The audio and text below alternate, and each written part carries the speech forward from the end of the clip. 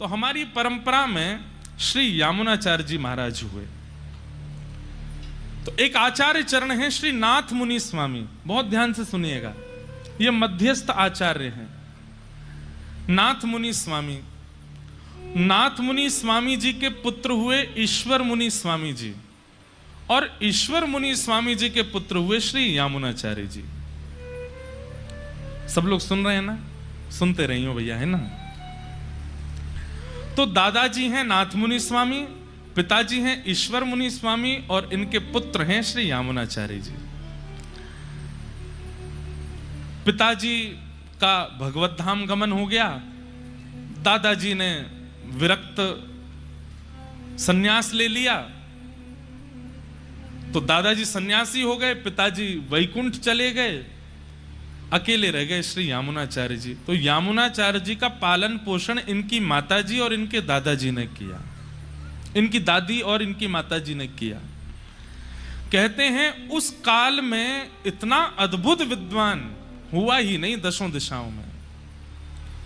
हमने कहा ना, उस काल में विद्वान होना आवश्यक था, क्योंकि अगर आप विद्वान नहीं होते थे तो धर्म का नाश करने वाले लोग भी विद्वान बन के आते थे और अपनी विद्वत्ता से धर्म को ह्रास कर रहे थे। इसलिए सबका विद्वान होना बहुत आवश्यक होता था। आजकल कुछ नहीं है, आजकल तो केवल नाम गा लो ठाकुर जी का, तिलक स्वरूप लगा लो, ठाकुर जी के सन्मुख पहुंच जाओ, बस इसी से कल्याण है। कलयुग ज्यों-ज्यों आगे बढ़ रहा है, ठाकुर जी उतना सरल करते जा रहे हैं। पर उस काल में आपको विद्वान होना अनिवार्य था निर्वहन करने के लिए। अगर धर्म निर्वहन करना है तो आप विद्वान नहीं हो तो आपका काम नहीं चल सकता। इसलिए हमारे परंपरा में, गुरु परंपरा में अधिकतर आचार्य सब विद्वान ही हुए, परम विद्वान हुए। तो श्री यामुनाचार्य जी महाराज, यामुनाचार्य जी महाराज की एक विशेषता श्री भक्तमाल जी में नाभाजी बताते हैं कि यामुनाचार्य जी विद्वान भी हैं और विद्वान के साथ साथ विनम्र भी हैं, और ये हो नहीं सकता। विद्वत्ता और विनम्रता ये दोनों एक साथ नहीं आ पाती हैं लोगों के चित्त में। अधिकतर लोग विद्वान होते हैं तो विनम्र नहीं हो पाते, लेकिन श्री यामुनाचार्य जी में दोनों भाव हैं। उसके पीछे कारण श्री नाभाजी क्या बताते हैं, ध्यान से सुनिए। क्योंकि उनका पोषण दो माताओं के द्वारा हुआ, दादी और माता जी।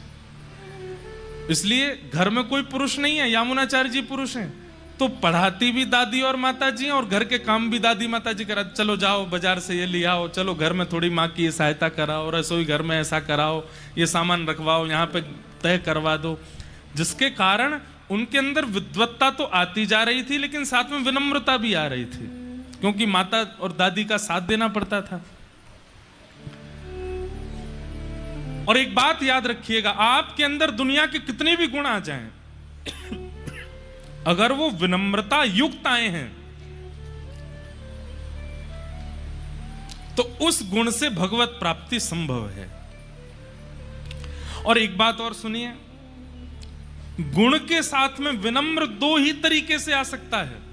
पहला, माता पिता और गुरु अगर कृपा कर दें तो गुण के साथ में विनम्रता, गुण के साथ में विनम्रता, समझ रहे हैं ना? गायक हो, गायक लोगों को अभिमान हो जाता है हमसे अच्छा कोई है ही नहीं। एक्टर लोगों को अभिमान हो जाता है हमसे सुंदर कोई नहीं। रूप गर्विष्ठ को रूप का अभिमान, धन गर्विष्ठ को धन का अभिमान। इसलिए कोई भी गुण संसार में आएगा, विनम्रता दो ही तरीके से आ सकती है। पहला कारण, या तो माता पिता गुरु की कृपा से, या फिर दूसरा अति सत्संग से। आप गुणवान हैं और सत्संग करते रहते हैं तो आपके अंदर विनम्रता आ सकती है। श्री सटकोप स्वामी जी महाराज, श्री यामुनाचार्य जी महाराज के अंदर विनम्रता कहां से आई? उनकी माताजी और दादी से। इसलिए उनकी विद्या का कभी उनके ऊपर प्रभाव वैसे नहीं हुआ जैसे कई विद्वानों को हो जाता है। तो उसी समय दक्षिण में एक बहुत बड़े पंडित थे, एक बहुत बड़े विद्वान थे, उनका नाम था पंडित कोलाहल। क्या नाम था? कोलाहल। अब ऐसा लगता है कि शायद इनके व्यवहार की वजह से इनका नाम कोलाहल कर दिया होगा। इनका काम क्या था? नगर नगर गांव गांव में जाना और विद्वानों को चुनौती देना कि आओ हमसे शास्त्रार्थ करो, और शास्त्रार्थ में विद्वानों को हराते, यहां तक तो ठीक, फिर उनको सामने बैठा के उनका उपहास और करते, हंसी करते उनकी, जिससे उनको बहुत चित्त में पीड़ा होने लग जाती। और ये इनका व्यसन बन चुका था। व्यसन मतलब आदत बन चुकी थी। किसी को भी देख लेते, कोई पंडित स्वरूप में, इधर आइए, क्या पढ़े लिखे हो, आओ हमसे शास्त्रार्थ करो। तो सामने वाला शास्त्रार्थ करता, यहां तक तो ठीक कि हरा दिया, तो उसके बाद उसको बैठा के उसका उपहास और करते, तुम्हारे पिताजी ऐसे हैं, तुम्हारी माताजी ऐसी हैं, तुम्हारा तो कुल ऐसा है, तुम्हारी जाति ऐसी है, तुम्हारा ये ऐसा है। उसका उपहास, वो रोज जब तक नहीं जाता तब तक उसका उपहास करते। ऐसे थे पंडित श्री कोलाहल जी। और वहीं एक दक्षिण भारत के नगर का राजा था। राजा का नाम था पांडे। क्या नाम था? पांडे राजा। उसको इनके द्वारा शास्त्रार्थ करना और फिर पंडितों का उपहास करना, उसको इस बात का व्यसन था। वो देखने में उसको सुख मिलता था। उसने एक दिन नगर चलते देख लिया और इनसे कहा, हे पंडित जी महाराज, आपका व्यसन मुझे बहुत अच्छा लगा। आप एक काम कीजिए, मेरे राज्य में चलिए, वहां मैं एक से एक विद्वानों को बुलाता रहूंगा और आप मेरे सामने सबके साथ शास्त्रार्थ करना, फिर उनका उपहास मैं बैठ के सुनूंगा। मुझे देखने में बहुत अच्छा लग रहा है। दोनों एक से ही मिल गए। तभी राजा के कान में नाम पड़ा श्री यामुनाचार्य जी का, हमारे संप्रदाय के मध्यस्थ आचार्य। और श्री यामुनाचार्य जी का नाम जैसे ही सुना, आपने उन्हें आमंत्रित किया। किसी ने कहा वो बहुत बड़े विद्वान हैं, ऐसे नहीं आएंगे एक निमंत्रण पर। तो बोले कैसे आएंगे? बोले उनके लिए पालकी भिजवा दो। कई बार ऐसा होता है कि बड़े बड़े महापुरुष वो केवल कार्ड से नहीं आते हैं, गाड़ी और भिजवा दो। बोले महाराज गाड़ी भेजी है, फल की डलिया भेजी हैं, सब व्यवस्थाएं भेजी हैं, तो आ जाते हैं आचार्य चरण। कई सावधानी से सुनिए सब लोग। तो यामुनाचार्य जी को निमंत्रण भेजा कि आप पधारिए। यामुनाचार्य जी बोले कहां जाना है? बोले दक्षिण में एक गांव है, वहां के राजा पांडे राजा ने आपको निमंत्रित किया है। सब लोग इधर देखिएगा, सुनना। और पालकी भी भेजी है। वहां कोई पंडित कोलाहल हैं, वो शास्त्रार्थ महारथी हैं, लोगों को शास्त्रार्थ में हरा देते हैं। तो कई ब्राह्मणों ने पहले ही यामुनाचार्य जी से आके उनकी शिकायत कर रखी थी। बोले एक दक्षिण में कोलाहल नाम का पंडित है, वो सबको हराता, फिर उनके उपहास और करता है, उनकी धर्म जाति माता पिता सबके नाम बिगाड़ बिगाड़ करके हंसी बनाता है। तो यामुनाचार्य जी ने पालकी के लोभ में नहीं गए, लेकिन जब पंडित का नाम सुना, बोले कि इस पंडित से तो बात करनी चाहिए हमको। जैसे हमारे श्री हरिराम व्यास जी और छावारे, वो भी यही कर रहे थे, जगह जगह जा करके ब्राह्मणन को हरा रहे थे। फिर उनको समझाने कौन गए? महादेव, काशी विश्वनाथ भगवान गए और जाकर के कहा कि भैया ये विद्वान बन करके जगत उपहास करने के लिए नहीं बने हो, तुम विद्वान इसलिए बने हो कि प्रियालाल जी की सेवा करो जाकर के वृंदावन में।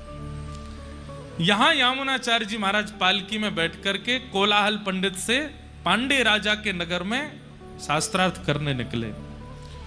तो यामुनाचार्य जी की विद्वत्ता तो थी, उनके कई शिष्य आगे पीछे चल रहे थे पालकी के। तो अटारी पर खड़े होकर के राजा रानी दोनों देख रहे थे। कहते हैं यामुनाचार्य जी ने पालकी की पर्दे में से नेक बाहर झांका, तो उनके मुखमंडल का तेज देख करके रानी इतनी प्रभावित हो गई और राजा से बोली, शास्त्रार्थ बाद में होगा, मैं पहले ही बताती हूं, आज तुम्हारा अभिमानी कोलाहल पंडित हारेगा और ये हराएंगे। क्योंकि इनके मुखमंडल का जो तेज है, मुखमंडल का जो प्रताप है, उससे ये बात सिद्ध हो रही है कि ये बहुत बड़े विद्वान होंगे। तो राजा बोला, बड़े बड़े विद्वान आए यहां पर, लेकिन हमारे पंडित कोलाहल के आगे सब ध्वस्त हो गए, सब नष्ट हो गए। अभी अभी देखते हैं कितना विद्वान है।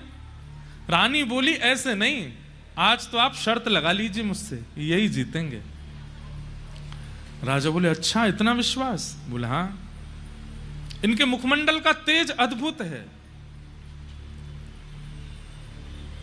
राजा बोले क्या शर्त लगेगी फिर? रानी बोली अगर ये जीत गए, अगर ये हार गए तो मेरी हार मानी जाएगी, और मैं हार करके आपको वचन देती हूं मैं पत्नी और रानी पदवी का त्याग कर दूंगी, जैसे अन्य दासियां राजभवन में रहती ऐसे रहूंगी, और जीवन भर आपके दासित्व को स्वीकार करूंगी।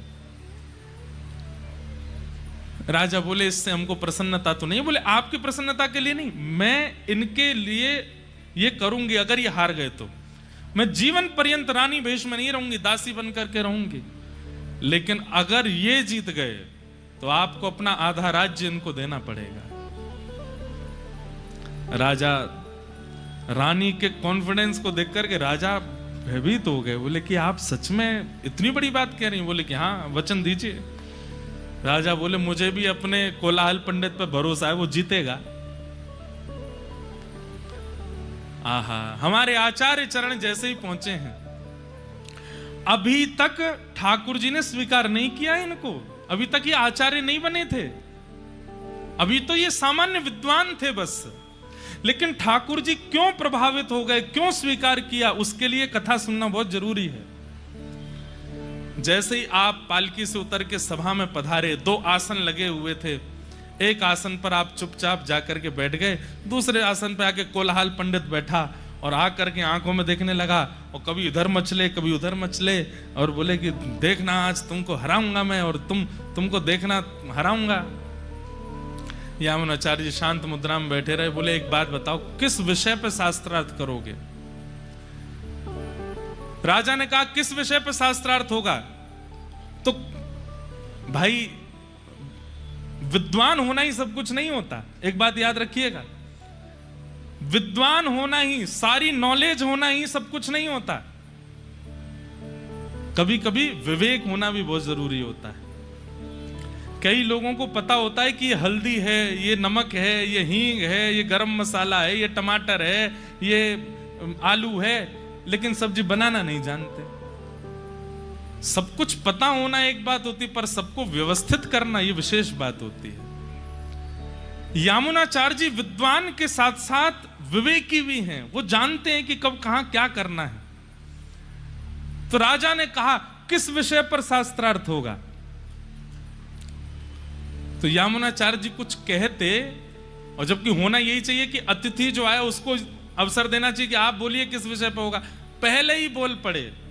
बोले कि ये यामुनाचार्य बड़ा शांत शांत सा लग रहा है, ज्यादा बोल कुछ रहा नहीं है, मैं ही पहले बोल देता हूं। बोले राजन, खंडन शास्त्रार्थ होगा, ये जो भी बोलेंगे उस बात का मैं खंडन करूंगा।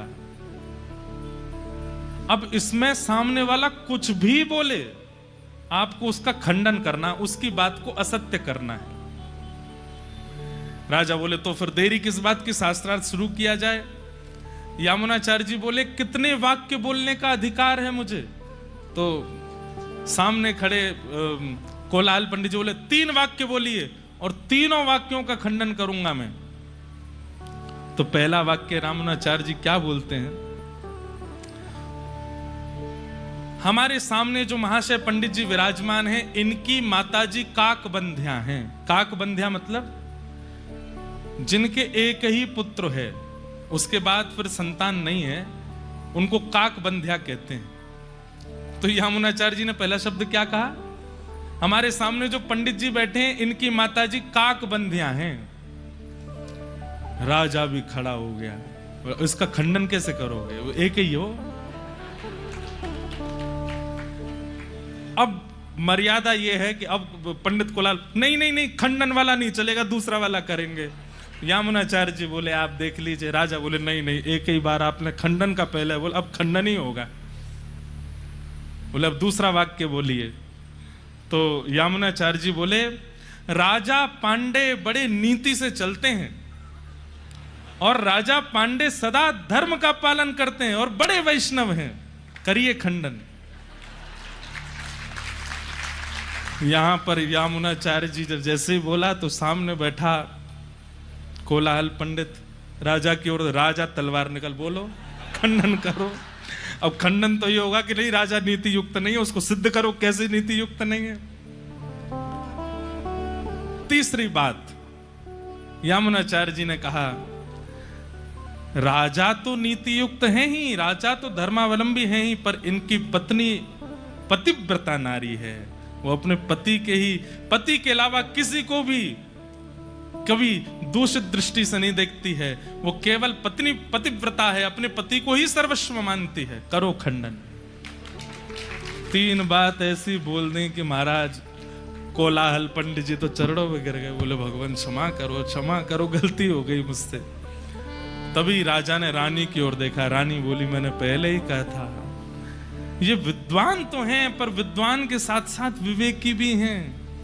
ये चाहते तो अपने गुरु से सीखे हुए, अपनी माता और अपनी दादी से सीखे हुए परम विद्वाओं का यहाँ पर विवेचन कर सकते थे।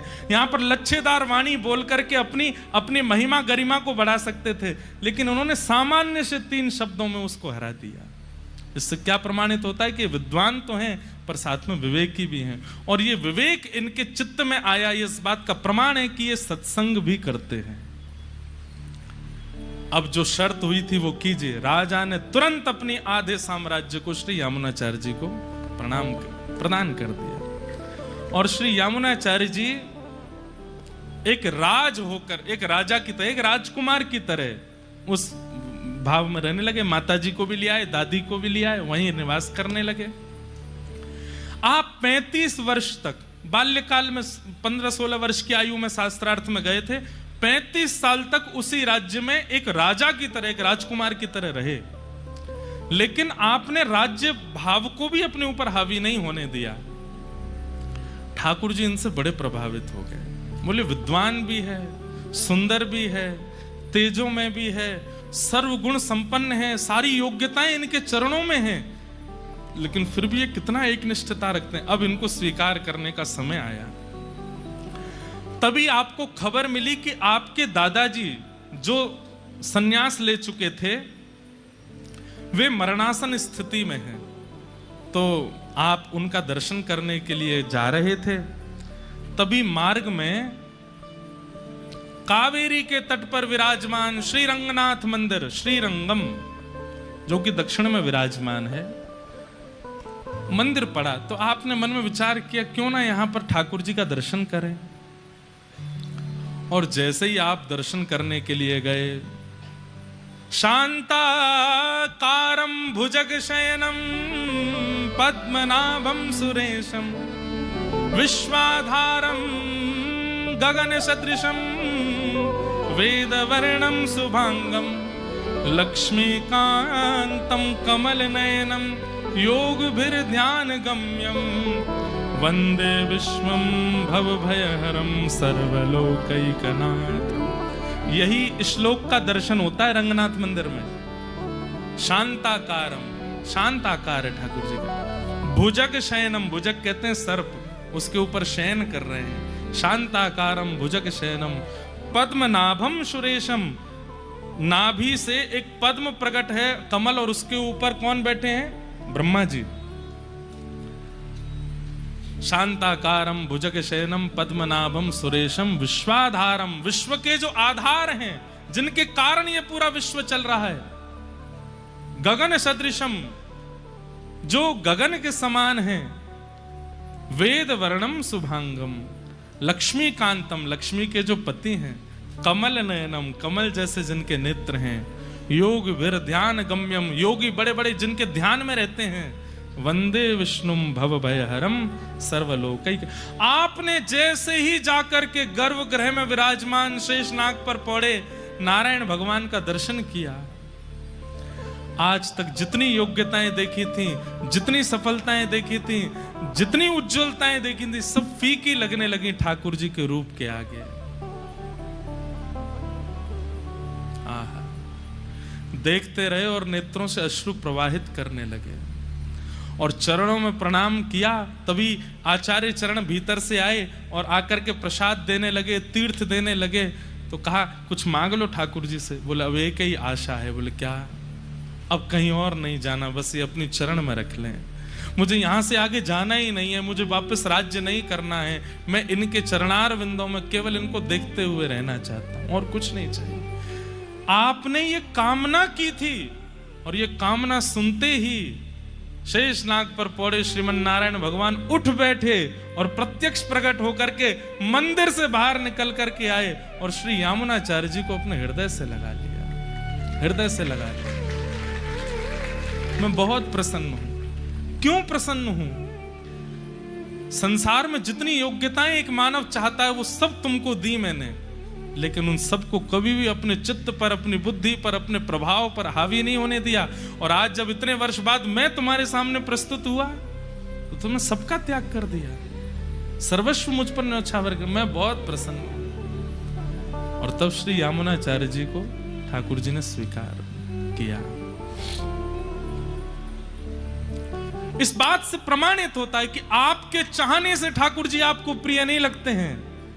मैं बार बार कथाओं में कहता हूं कि गोविंद देव जी के सामने जाकर के, और गोविंद देव जी इतने भागे कि उस समय किसी ने आपको भीड़ से निकाला तो आप व्याकुल हो गए, मुझे क्यों बुलाया, मुझे देखना है उनको। इतनी व्याकुलता हुई कि आप दोबारा दौड़ करके दर्शन करने गए। प्रमाणित मान लीजिएगा, आप उनको देख के नहीं रीझे हैं, वो आपको देख के रीझ रहे हैं, वो आपको देख के प्रसन्न हो रहे हैं। कथा सुनने की आपके चित्त में इच्छा नहीं जग सकती है, कथा आपको चुन के बुलाती है। गोविंद देव जी जाने की इच्छा आपकी नहीं होती, गोविंद देव आपको बुलाते हैं। ये आचार्य चरणों की कृपा, ये महाप्रभु की कृपा, ये श्री जगन्नाथ जी की कृपा, गोविंद देव जी की कृपा आप पर हो रही है।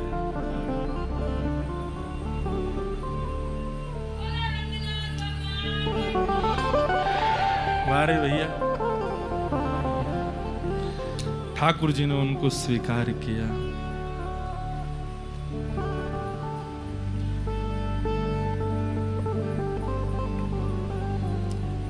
हमारे ब्रज में हम गाते हैं ना,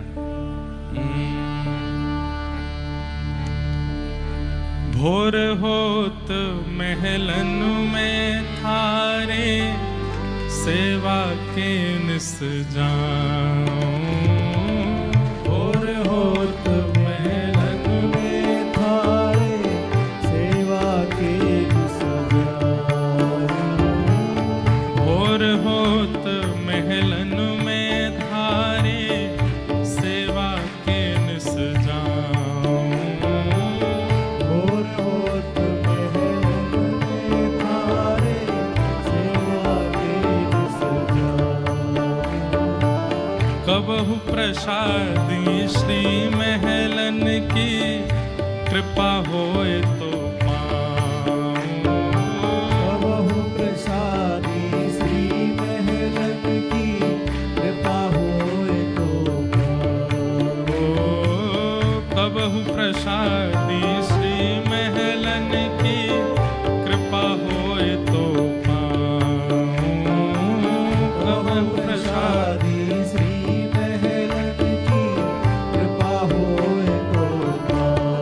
किशोरी मोहे सेवा में लीजो, लाडली सेवा में लीजो।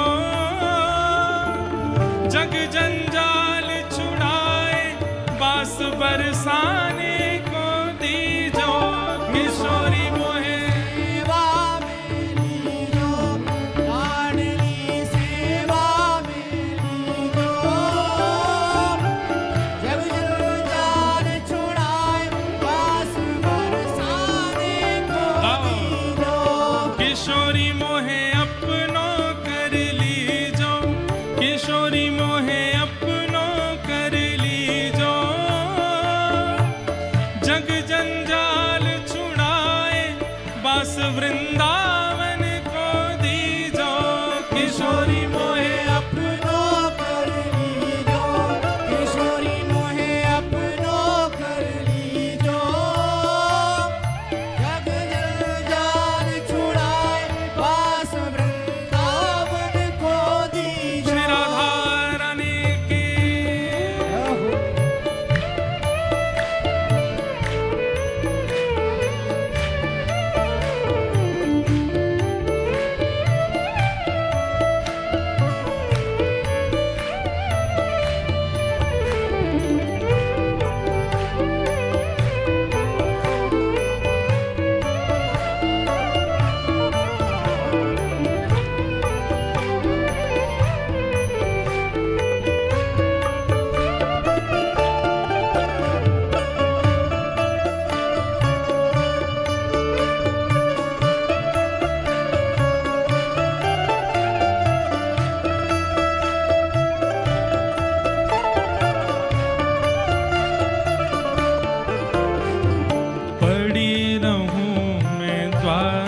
तिहारे रसकन दर्शन पाऊं। बड़ी रहूं मैं द्वार तुम्हारे रसकन दर्शन पाऊं।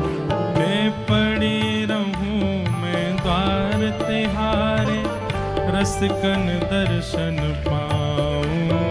बड़ी रहूं मैं द्वार तुम्हारे रसकन दर्शन पाऊं। ओ भगतन की रज धूल मिले तो अपने शीश चढ़ाऊं। भगतन की रज धूल मिले तो अपने शीश चढ़ाऊं। किशोरी मोहे द्वारे रख ली जो, लाडली द्वारे रख ली जो। जग जंजाल छुड़ाए बास वृंदावन को दीजो। किशोरी मोहे द्वारे रख लीजो, लाडली द्वारे रख लीजो। जग जंजाल छुड़ाए बास वृंदावन को दीजो। किशोरी मोहे द्वारे रख लीजो, लाडली द्वारे रख लीजो। जग जंजाल छुड़ाए बस वृंदावन को दीजो। किशोरी मोहे द्वारे रख लीजो, लाडली द्वारे रख लीजो। जग जंजाल छुड़ाए बास बरसाने को दीजो। जैसे हे श्यामा जी, जैसे आप सबको कृपा करती हैं, जैसे ठाकुर जी श्री यामुनाचार्य जी को स्वीकार कर रहे हैं, आप स्वयं ही बुला करके बिना उनके किसी साधन को देखे उनको स्वीकार करते हैं नाथ। ऐसे हमको भी स्वीकार कीजिए, हम पर भी कृपा कीजिए। हे किशोरी मोहे द्वारे रख लीजो, लाडली द्वारे रख लीजो। जग जंजाल छुड़ाए बस वृंदावन को दीजो। किशोरी मोहे द्वारे रख लीजो, लाडली द्वारे रख लीजो। जग जंजाल छुड़ाए बास वृंदावन को दीजो। बल बरसाने वाली की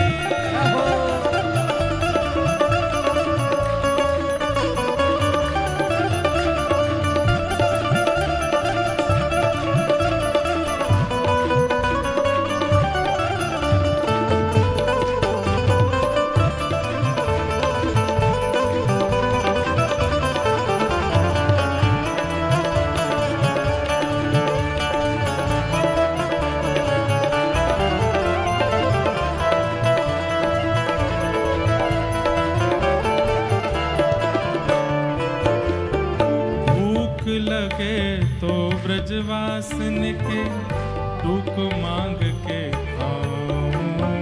भूख लगे तो ब्रजवासन के भूख मांग के खाऊं। आप लोगों ने कभी मधुकरी मांग के पाई है वृंदावन में? कितने ने पाई है? परिचितों के यहाँ से नहीं मांगनी है। कई लोग हमारे घर पे ही आके मांगे, क्यों? कथा सुने महाराज जी जाने। परिचित नहीं, अपरिचितों के यहाँ से मांगो। और ऐसे ही कोई रैंडम घर में जाओ और मांग लो। और सुनिए, फिर जो मिल जाए उसमें दोष बुद्धि मत देखिएगा। ये हमने आचार्य चरणों से पूछा कि कई लोग स्वभाव से थोड़े कठोर होते हैं, उनसे कुछ मांग लो तो कुछ ऐसा दे दें या कुछ गाली गलौजी दे दें, तो गाली को ही उस दिन की भिक्षा समझ लेना। बोले ये हो आज भिक्षा मिली है, भिक्षा में कहा दियो है, गारी दई है हमको।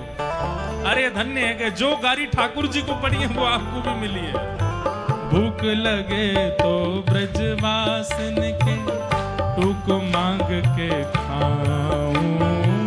भूख लगे तो ब्रजवासन के भूख मांग के खाऊं।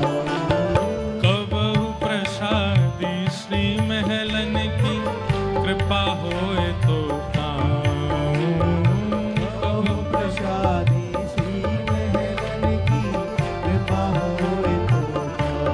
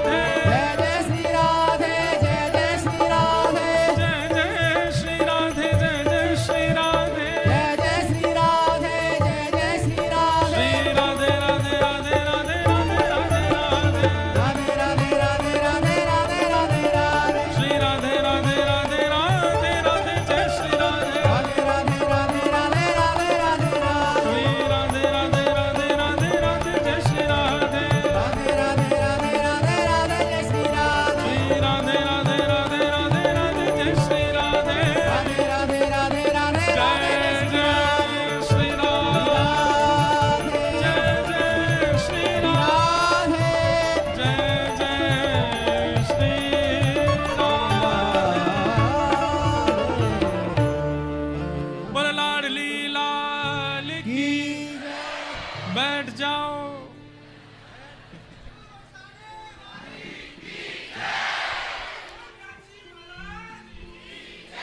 श्री यामुनाचार्य जी महाराज की। सोचिए इस प्रसंग की अद्भुतता क्या है। यहां भक्त ठाकुर जी को स्वीकार नहीं कर रहा है, ठाकुर जी भक्त को स्वीकार कर रहे हैं। न जाने कौन से गुण पर दयानिधि रीझ जाते। ए लाला,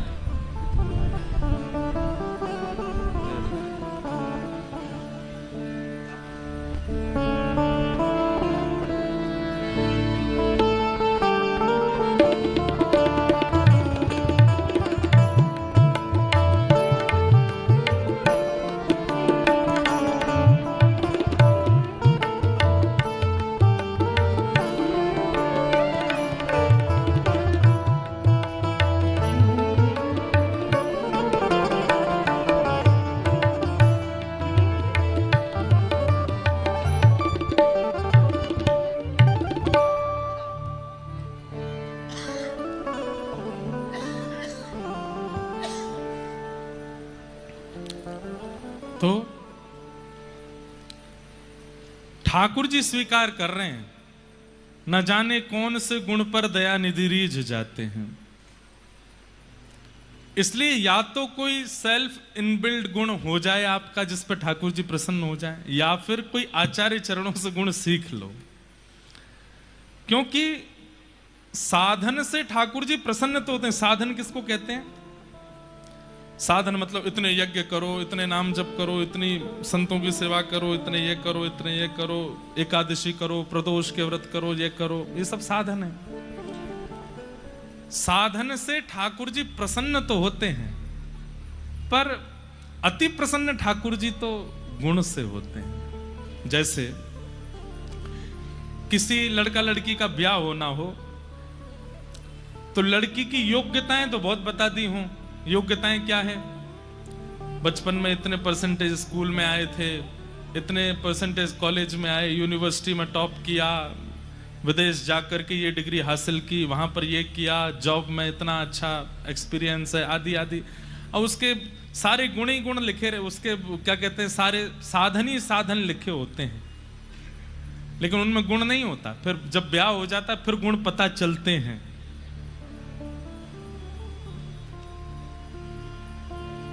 इनको तो मच्छी बहुत प्रिय लगती है इनको तो पीना बहुत अच्छा लगता है, इनको तो ऐसे रहना अच्छा लगता है, ये तो ऐसे हैं। फिर जब गुण पता चलते हैं तो जितने साधन पता लगे थे सब मिट्टी में मिल जाते हैं, फिर किसी काम के नहीं लगते। ऐसे ही लड़कों के प्रति आजकल बायोडाटा में क्या साधन ही तो लिखते हैं सब अपने, कि हमने क्या क्या साधन किए हैं जीवन में, हम इतने योग्य कैसे बने कि तुम हमारा वर्ण करो।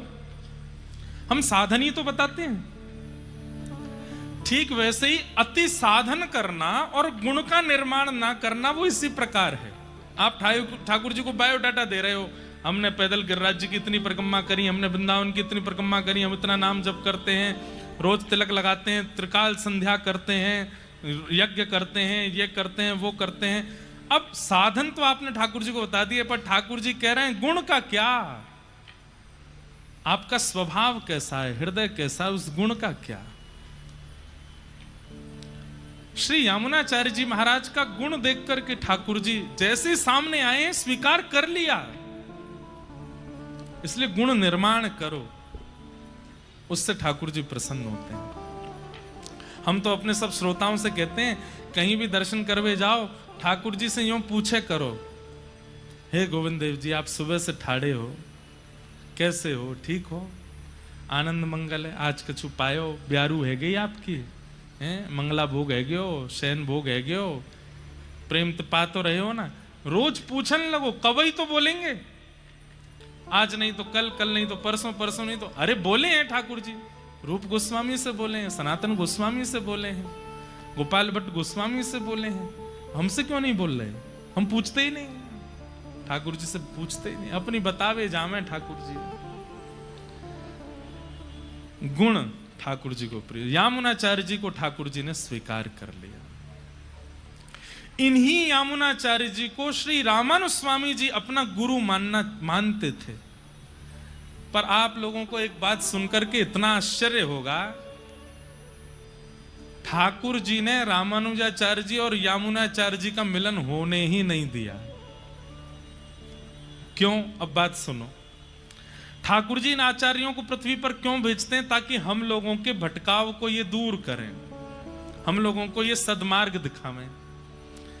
जब श्री रामानुजाचार्य जी प्रकट हो गए और श्री रामानुजाचार्य जी के मन में भाव आया कि अरे श्री रंगम में श्री यामुनाचार्य जी हैं, मुझे उनसे गुरु दीक्षा लेनी है, मुझे उनसे पंच संस्कार लेने हैं। तो ठाकुर जी ने मन में विचार किया कि भाई अगर ये दोनों मिल गए तो संसार पृथ्वी पर कोई भी व्यक्ति पुनर्जन्म लेगा ही नहीं। ये दोनों मिलकर के ऐसी भक्ति की बाढ़ ला देंगे, सुनामी ला देंगे पृथ्वी पर कि वे पृथ्वी से सब कल्याण करके वैकुंठ आ जाएंगे, पृथ्वी सबरी वैकुंठ में आ जाएगी, पृथ्वी पर कोई जन्म ही नहीं लेगा। पुनर्जन्म क्यों होता है? पाप के कारण होता है। पुनर्जन्म क्यों होता है? पूर्व साधन रह जाते हैं, उनके कारण होता है। पुनर्जन्म क्यों होता है? पूर्व के कृत्य रह जाते हैं, अवशेष रह जाते हैं, उनकी वजह से होता है। ठाकुर जी ने मन में विचार किया, एक तो यामुनाचार्य और दूसरे रामानुजाचार्य, अगर ये दोनों मिल गए तो ये ऐसी भक्ति का प्रभाव डालेंगे कि पृथ्वी पर केवल घास फूस पेड़ पौधा पहाड़ रह जाएंगे, मानव तो आएंगे ही नहीं, पुनर्जन्म होगा ही नहीं फिर किसी का। तो पृथ्वी रूपी फुलवाड़ी का क्या होगा? इसलिए ठाकुर जी को कई लोग मुझसे इंटरव्यू में पूछ लेते हैं, महाराज जी आपको नहीं लगता युवाओं को संभल लेंगे? मैंने कि जितने संभल लें ठीक है, जितने नहीं संभल ले कचू पृथ्वी के लेंगे तो छोड़ो, आन दो बार बार। ठाकुर जी को चिंता हो गई। बताओ, कभी आपने सुना होगा कि फलाने व्यक्ति ने उन दोनों को मिलने नहीं दिया, फलानी स्त्री ने उन दोनों को मिलने नहीं दिया, उनकी बुआ नहीं मिलने दी, उनको ये नहीं। यहां तो ठाकुर जी ने नहीं मिलने दिए, यामुनाचार्य जी और श्री रामानुजाचार्य जी। प्रसंग तो बाद में आना है, लेकिन मैं अभी सुना देता हूं। यामुनाचार्य जी का प्रसंग है। जब श्री रामानुजाचार्य जी प्रकट हो गए और प्रकट होकर के श्री कांचीपुरम में रामानुजाचार्य जी निवास करते थे, तो यामुनाचार्य जी के मन में आया कि अब मैं वयोवृद्ध हो गया हूं, अब जाने से पहले इस श्री परंपरा को किसको सौंप के जाऊं जो इस परंपरा को आगे तक लेकर के जाए। अनेक शिष्यों पर दृष्टि डाली पर उनको कोई ऐसा योग्य दिख नहीं रहा था। तभी उन्होंने चर्चा सुनी, कांचीपुरम में वरदराज भगवान की सेवा करते हैं श्री रामानुजाचार्य जी। अब ये बीच में मैं थोड़ा बहुत आगे चला गया हूं, रामानुजाचार्य जी के जन्म का भी प्रसंग नहीं आया, क्योंकि यामुनाचार्य जी हैं इसलिए मैं बोल रहा हूं। तो यामुनाचार्य जी कांचीपुरम गए और वहां श्री वरदराज भगवान का दर्शन किया। हमारे श्री वरदराज भगवान, वहां दो वरदराज भगवान हैं। एक वरदराज भगवान के तो दर्शन आप सब लोगों को हो जाएंगे, पर एक वरदराज भगवान है, वो जलाशय के अंदर रहते हैं। वो 40 साल में एक बार बाहर लाए जाते हैं। अभी संभवतः 3-4 वर्ष पहले ठाकुर जी बाहर पधारे थे और हमारे श्री मलुकपीठ वाले महाराज जी वहां दर्शन करने भी गए थे। अब वो 40 साल बाद ही आएंगे बाहर, हम सब तो 80 के आसपास के आ जाएंगे, तब तक बचेंगे भी कि नहीं पता नहीं। महाराज जी तो दर्शन कर आए एक बार, हमने कही महाराज जी हमको भी ले चलते संग में। वरदराज भगवान वो जलाशय में ही विराजते हैं। 40 साल जाने कितने कोई महीने आते हैं, उतने साल बाद तभी वो बाहर आते हैं।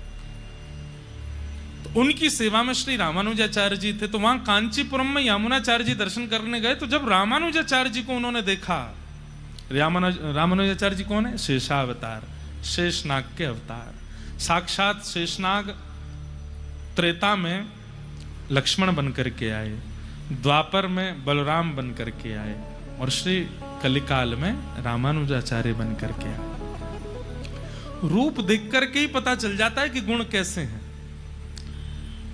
उनको कांचीपुर स्वामी जी महाराज ने सेवा दी थी कि आप पास के सरोवर में से जल ला करके श्री ठाकुर जी को पधराओ। तो रामानुजाचार्य जी नित्य जाते थे, जल लेकर के अपने कंधे पर रखकर लाते थे। तो जैसे ही यामुनाचार्य जी ने उनका रूप देखा और सेवा के प्रति जो लगन देखी, वो सब देख करके वे आनंद